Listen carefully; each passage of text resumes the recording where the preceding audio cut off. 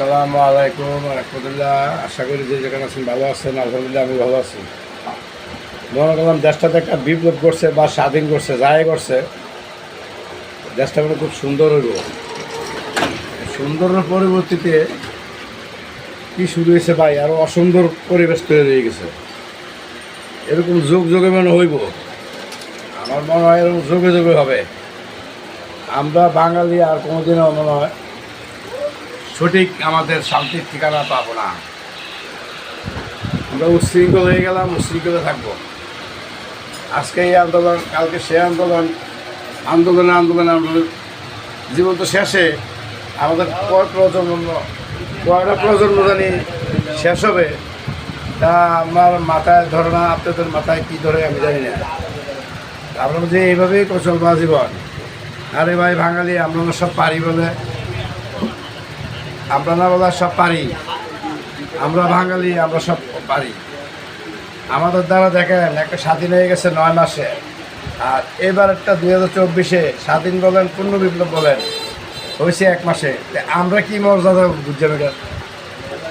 আজকে যদি ফিলিস্তিন, এই যে অন্য অন্য রাষ্ট্রই স্বাধীন করতে যুগ যুগ পার করে দিতেছে, তারা স্বাধীন, কেউ আইসে কেউ আইসে রয়ে গেছে, তারা বুঝবো স্বাধীনের মর্যাদা। আমরা অল্প দিনে স্বাধীন করি, যার কারণে আমাদের এই পরিণতি।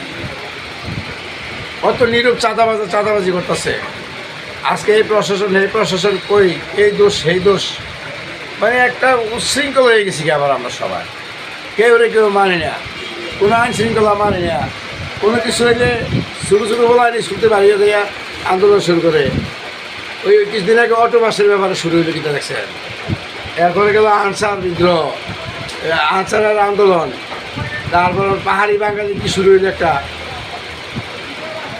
এখন আবার এই প্রধান উপদেষ্টার ঘেরাও দাবি, 35 কি দাবি, এটা দিয়ে শুরু হয়েছে।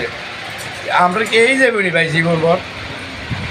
ওই যে বললাম 9 মাসে স্বাধীন, আর 1 মাসে বিপ্লব আর স্বাধীন, যেটাই বলি। হাজার হাজার লোক ক্ষয়ক্ষতি হইয়া কী হইলো, যারা মরল তারা অবমূল্যায়ন করা হইতেছে। এখন যারা এই আন্দোলনে মারা গেল, শহীদ হইল, আহত হইল, ভাই তারা থেকে আমরা এই জাতির একটা তারা কোনো মূল্যায়ন করতে পারলাম না। আমরা নিজেরও অবহেলিততা দিয়ে যেতেছি বিশ্ব দরবারে। বিশ্ব দরবারে অবহেলিত জাতি আমরা, আর কেউ না। আমাদের কপালে কী আছে? আমাদের তো শেষে বয়স শেষ হয়ে গেছে। আমাদের আরও কয় জনম যে এই অবস্থা হইব, তাহলে ভালো জানে। বেশি বলি না, বেশি গুছাইয়ে বলতে পারি না, আর বেশি বলার বয়সও নাই আমার, যে বুঝবেন বলবেন। তো যাই হোক, আপনারা ভালো থাকেন। আমার কথাগুলো ভালো লাগলে ভিডিওটা দেখবেন, লাইক করবেন, শেয়ার করবেন, কমেন্ট করবেন, করবেন না করবেন আপনারা ব্যক্তিগত ভিডিওটা দেখেন, এই বছরটি সময় দেওয়ার আর কি আপনারা রাখি। আসসালামু আলাইকুম রহমতুল্লাহ।